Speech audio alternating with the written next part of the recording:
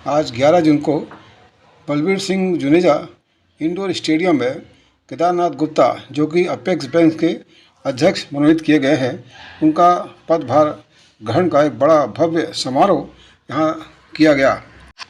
पूरे शहर और स्टेडियम में केदारनाथ जी गुप्ता के पोस्टर चारों तरफ छाया हुआ था और समारोह में शामिल होने के लिए दूर दराज गाँव से बहुत सारे ग्रामीण, किसानजन और बैंक के कर्मचारी काफ़ी मात्रा में स्टेडियम में आते जा रहे थे। साथ ही बीजेपी के नेतागण और कार्यकर्ता हजारों की संख्या में स्टेडियम में इस समारोह में शामिल होने के लिए आते जा रहे थे। स्टेडियम का बाहरी हिस्सा भी बहुत ही शानदार तरीके से सजाया गया था और अंदर गेट के सामने ही बहुत ही लजीज खाने के लिए बहुत बड़ा भव्य स्टॉल भी लगाया गया था, जहां प्रोग्राम खत्म होने के बाद सभी कार्यकर्ता और आगंतुक के लिए शानदार भोजन का इंतजाम किया गया था। अंदर स्टेडियम पूरा खचाखच चारों तरफ भरा हुआ था। जैसे कि आप देख रहे हैं, पदभार ग्रहण का समय 11:30 बजे रखा गया था, मगर पहले से ही लोग 9 बजे से यहाँ आना शुरू कर दिए थे और पूरा जगह भर चुका था। बाद में आने वालों के लिए सीट ढूंढना बहुत ही मुश्किल हो रहा था। बैठने जगह नहीं मिलने के कारण लोग काफ़ी मात्रा में इधर उधर खड़े हुए थे। यहाँ केदारनाथ गुप्ता जी के स्वागत में लोग उन्हें घेर लिए थे और स्वागत करते जा रहे थे बुके से और शाल से, और साथ ही सभी बारी बारी से सेल्फी ले रहे थे।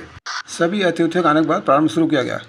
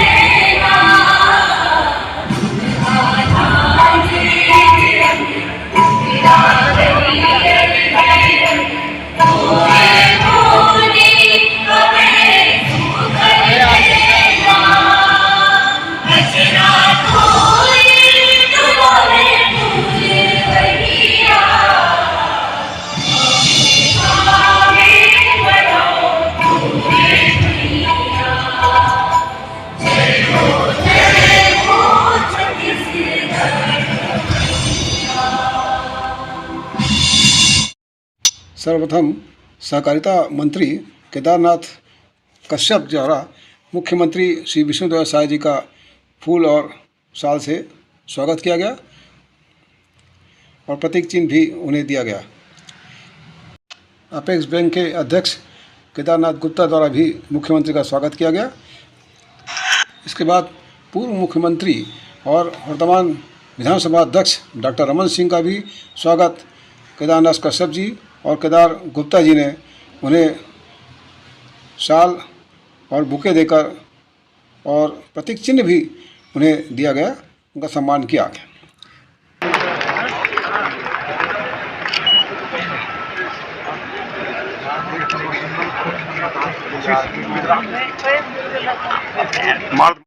इसके बाद सहकारिता से जुड़े अलग अलग क्षेत्रों के प्रतिनिधियों ने आकर भारी भरकम मालाओं से मुख्यमंत्री और डॉक्टर रमन सिंह का स्वागत किया और ये एक बार नहीं 3 बार अलग अलग मालाओं से उनका स्वागत किया गया।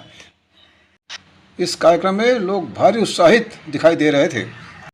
अपेक्स बैंक के अध्यक्ष ने पदभार ग्रहण करके उन्हें हस्ताक्षर किए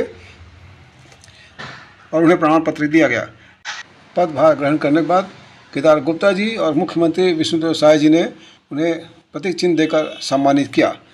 और अब उद्बोधन। ऐसा लगाना चाहिए कि ऑपरेशन सिंदूर की याद फिर से पाकिस्तान को याद आए।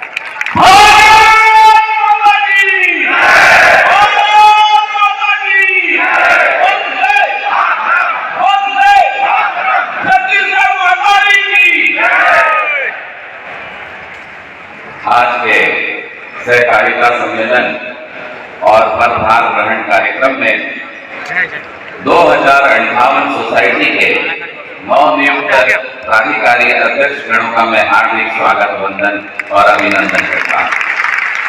उनके साथ में जो साथी सदस्यगण, प्रबंधकगण, किसान भाई यहाँ पर पधारे हैं, मैं उन सभी का स्वागत वंदन और अभिनंदन करता हूँ। मैं धन्यवाद देता हूँ हमारे प्रदेश के मुखिया, हम सब के नेता, हमारे मार्गदर्शक मुख्यमंत्री माननीय श्री विष्णुदेव साय जी को, जिन्होंने मुझे इस पद के योग्य समझा और मुझे ये बड़ी जिम्मेदारी दी।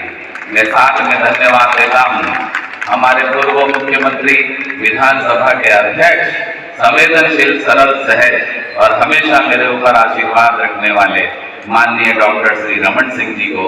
उनके बहुत अधिक स्नेह और आशीर्वाद से मैं यहाँ तक पहुँच चुका। मैं धन्यवाद देता हूँ विभाग के सहकारिता मंत्री, जो मुझे वर्षों से नाम नहीं लेते, मुझे सहनाओ कहते हैं, कि कृपा से मेरा और उनका नाम ईश्वर ने एक ही रखा, श्री केदार कश्यप जी को, कि उनके विभाग में काम करने का अवसर मुझे मिला। मैं धन्यवाद देता हूँ भारतीय जनता पार्टी के संगठन को, जिन्होंने मुझे माननीय पवन साय जी और हमारे प्रदेश के अध्यक्ष श्री किरण देव साय जी ने भी मुझे इसके योग्य समझा और अपेक्स बैंक के अध्यक्ष और प्राधिकृत अधिकारी के रूप में मुझे चुना। आप सभी का हृदय से बहुत बहुत धन्यवाद। मंच में उपस्थित मंत्रीगण, वरिष्ठ नेता जो हमेशा मुझे आशीर्वाद देते हैं, श्री राम विचार नेताम जी, मंत्री जिनके साथ मुझे पहले भी काम करने का अवसर मिला पर्यटन के क्षेत्र में, श्री दयालदास बघेल जी, हमारे साथी जो जिला अध्यक्ष श्री ग्रामीण के और मंत्री बनने का अवसर मिला श्री टंकराम वर्मा जी, हमारे बीच उपस्थित है पूर्व विधानसभा के अध्यक्ष, जिनकी कृपा हमेशा मेरे ऊपर बनती है। मैंने कहा भैया आपका बहुत बड़ा दिल है, मैं आपके पास आमंत्रण के नहीं आया, पर आप यहाँ स्वयं उपस्थित हुए। जोरदार ताली बजाकर गौरी भैया का स्वागत करना।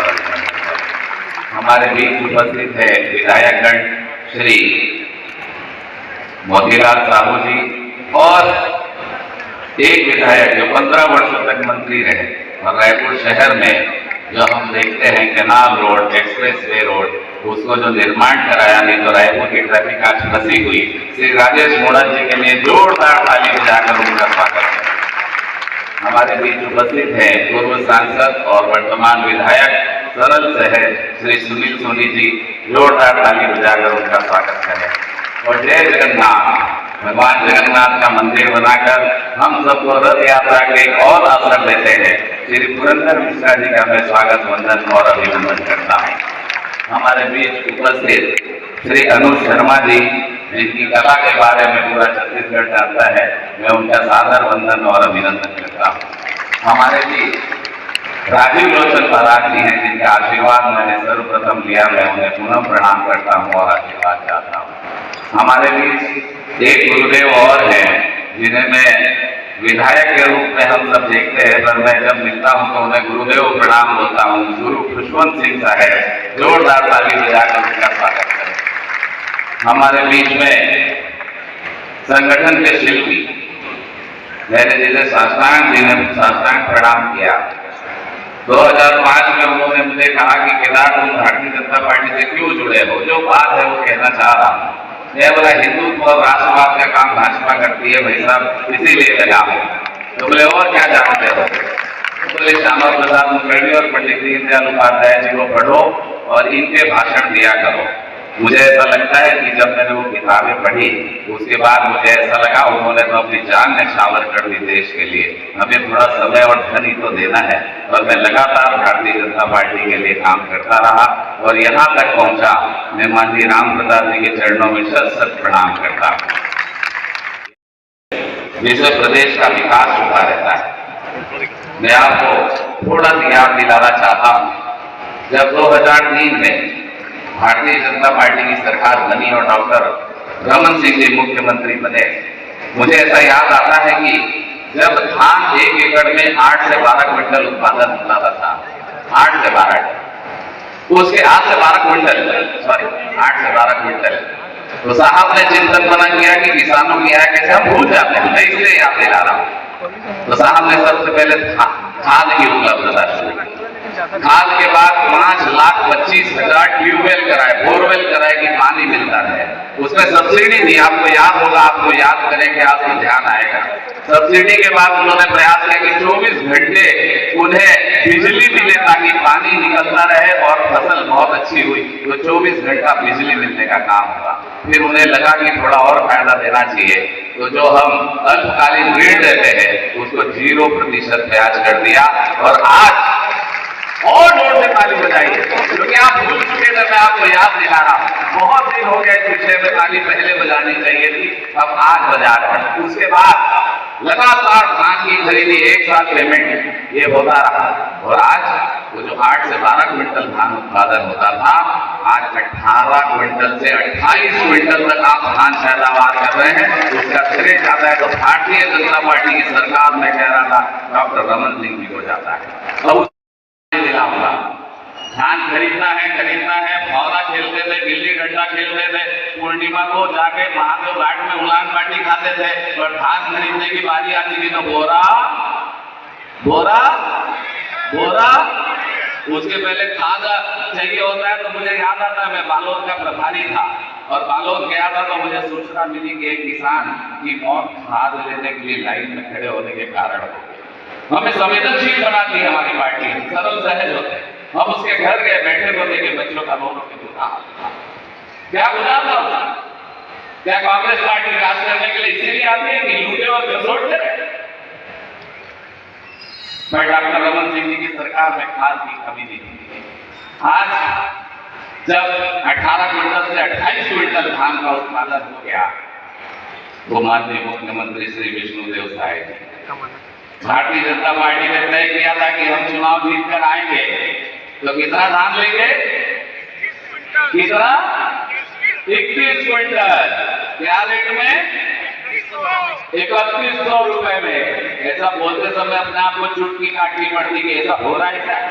3100 में धान की खरीदी हो देगा और ऐसे ध्यान में आते कि खरीदी भी हो गया और पैसा भी बढ़ गए और 2 साल के बोनस भी बढ़ गए। ऐसे माननीय विष्णुदेव साहब के लिए जोरदार ताली बजाओ।